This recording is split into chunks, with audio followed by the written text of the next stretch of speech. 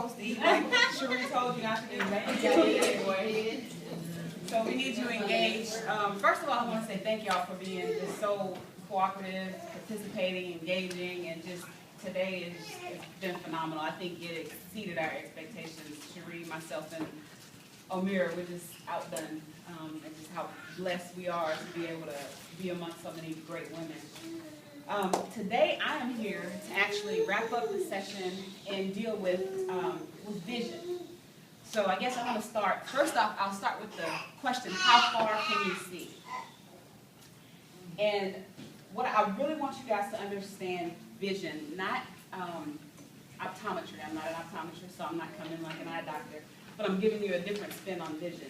So actually, one person can tell me, what is vision to you? In your own words, tell me, what is vision? Anybody? Okay.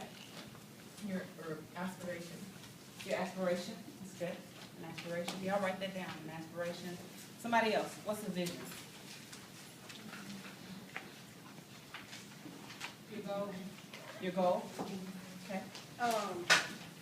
The outcome The outcome. of what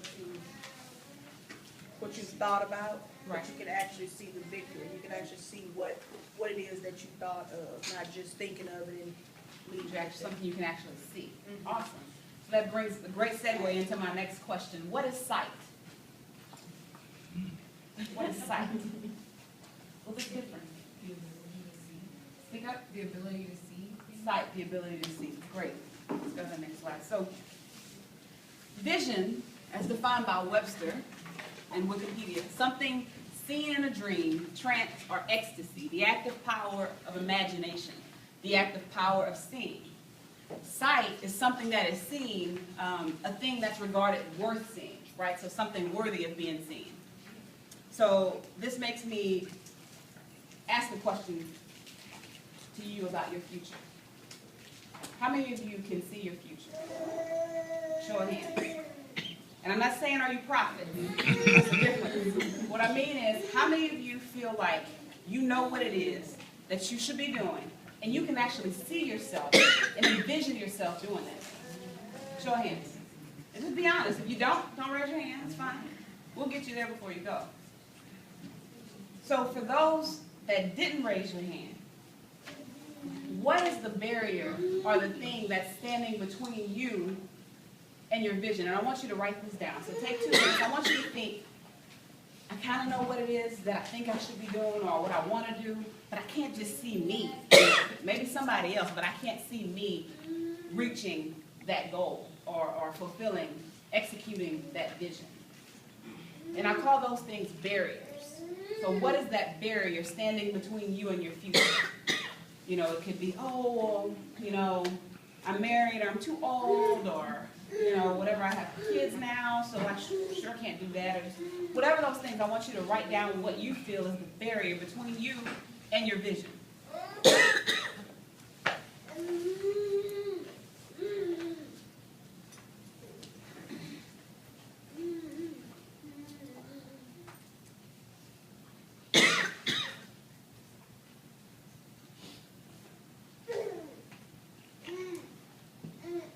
Everybody got it written down? Anybody need more time? Okay.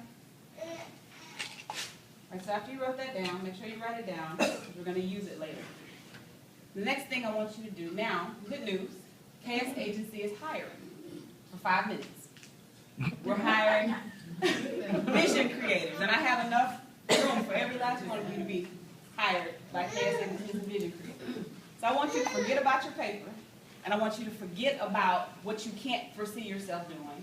And I want you to become a vision creator and basically say, if I look at me and I could create me, I would be fill in the blank. Write it down.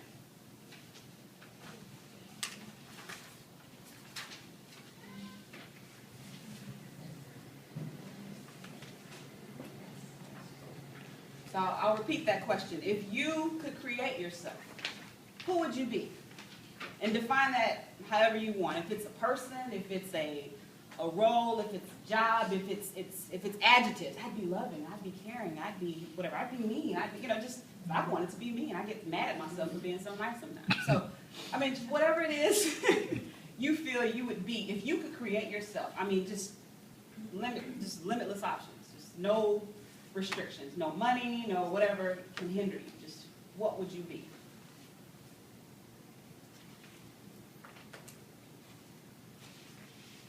Give you one more minute.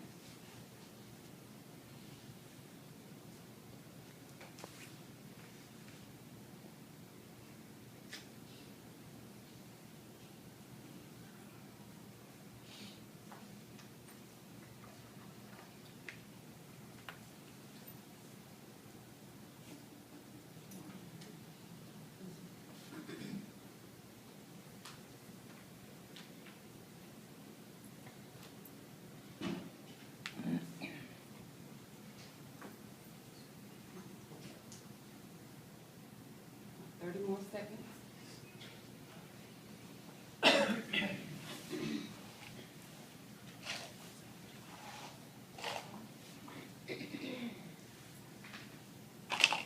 All right, so first I'd like to thank you all for working for KS Agency as vision creators. Your service is no longer needed.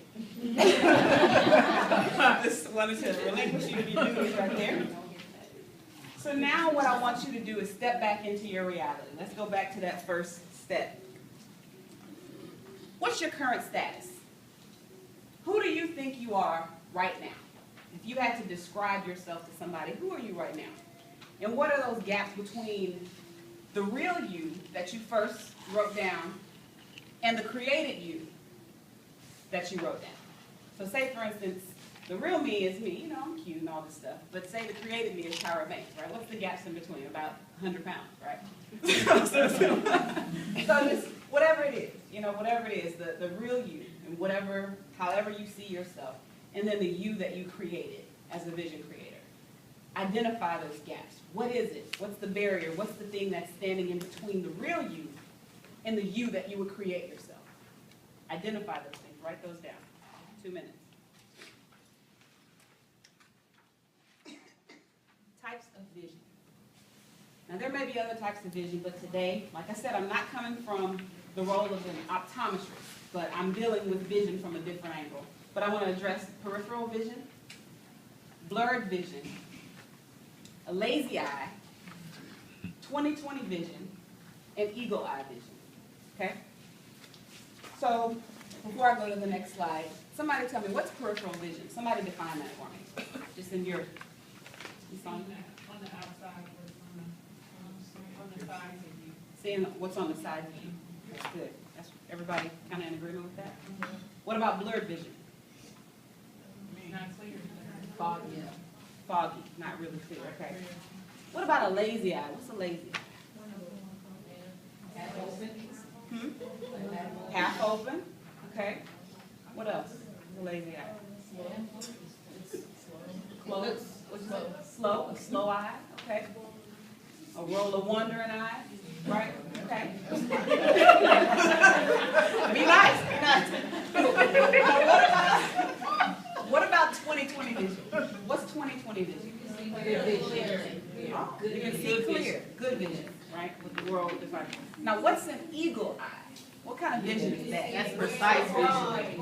You can see far away. You can kind of see ahead, right? Yeah. It's good. Okay, let's go to my definitions and see how spot on. So yeah, peripheral vision. It's part of a vision that occurs outside the very center of a gaze, right? So it's a broad set of non-central points. So I can see all of you right now, and I'm not looking at you with my peripheral vision, right? It's the field of view that is included in the notion of peripheral vision. So it's the ability to see things when you're not looking at them, right? And sometimes what we see when we're not looking is what distracts us from seeing what we need to be looking at, right? So we're so focused on things that we can see that we're not really focused on, but it's just enough to distract us from focusing ahead. So to lose your peripheral vision is what they call tunnel vision. And it's the ability to not see on the side and only see ahead. Right. So with the natural eye, to not have peripheral vision is a bad thing because there are things that could come your way and you're not aware. But when you're talking about the vision for your life and understanding where God is trying to take you and what he's calling you to be, to lose your peripheral vision is actually a pretty good thing, right? Because you should operate in tunnel vision and you should always be focused ahead and not what Cherie is doing, not what Omira is doing, but what God called me to do. right? So we want to have peripheral vision when it comes to what God is calling us to do, right, and what he has a plan, because we're authentic. Tell your neighbor, say, I'm authentic. I'm authentic. I'm authentic. That means that there is nobody else in here that is you. You could be a twin, and they're still not you. Everybody was uniquely created for a purpose, for a reason, for a season, for whatever. And when we can understand, get tunnel vision and understand what it is that we're called to do and focus enough to do it, whether it's good days, bad days, we're tired, we want to give up, we don't want to work out, whatever. You know, if we can focus enough and have tunnel vision on what we're called to do, the world would be, we'd have cures for cancer. We'd have cures for AIDS. We would be very powerful. We'd have some unity. We would be a whole lot of things the right way, but so many times we focus on our side view. So today I want you guys to lose your peripheral vision, okay? Blurred vision is the inability to see clearly what is in plain sight. So I have smears on my glasses or something, and I can see, I'm looking at you, Lady Tracy, and I can see you, but because there's something in my eye, it's something in the way of me seeing you clearly. So I'm kind of looking in the right direction, but I'm not seeing the details that I need to see in order to see exactly what it is that I need to see. So some of us have blurred vision because we have things that we have in our lives, right, that's kind of not allowing us to see clear what's directly in sight. You know, like we could know that we're about to be Miss Terry and Miss Rosalind interior decorators, right? We can see it, we do it all the time, but there's something that's kind of keeping us from seeing that we can do that tomorrow. We can start today and plan, and we can do that. There's something that's like, oh, well, maybe when the kids get a little older, grandkids, you know, there's something that's kind of blurring your vision to where you can't see clear enough to go ahead and start now. So we need to identify what is blurring our visions, okay? Lazy eye. A lazy eye is a wandering eye, right? It's an unfocused eye. You may have one that's focused. It's kind of a lukewarm eye. You know, we're Christians, right? We know what lukewarm is, right? We're kind of halfway in, and we're halfway out. So we have part of us that's focused, right? But then there's something that just kind of, you know, it just kind of wanders, and we just can't seem to get 100% focused. Like, I know I'm, you know, talking to Cherie, I really want to lose the weight and do all this stuff, and I have good intentions to have, you know, all the fitness CDs and Xbox Connect, you know, biggest movie, whatever, got all this stuff, right? But there's just, when I get home, there's just something that just kind of keeps me, my dog or whatever, just keeps me from focusing enough to put in the effort to get the results I want. And I find every excuse in the world why I'm lazy, why I got this wonder and whatever. But if you truly want it, right, you're going to do something about it, and you're going to take that eye, which lazy eyes, you can get glasses and do different things to, you know, get focused. So 20/20 vision. You guys were spot on when you dealt with 20/20 vision, and basically said it's the term used to express normal vision. It's what the world sees as normal vision. It means actually the ability to see clearly at 20 feet, what should normally be seen at that distance, right? If you have 20/100 vision, it means that you must be as close as 20 feet to see what a person with normal vision can see at 100 feet, okay? So a lot of us, does anybody here have 20/20 vision? I know I don't, but anybody have 20/20 vision? So you can pretty much see 20 feet, you can see clearly, right? What I have to put these on to see. So it's pretty good, but even with 20/20 vision, right? We define 20/20 vision as being perfect sight. We don't need glasses. But even with 20/20 vision, it doesn't mean you have perfect vision. Right? It means you have sharpness and clarity, and you can see, and you also have the ability to use your peripheral awareness. You can focus, you can see color, but you can see at a distance, but sometimes you're unable to see beyond.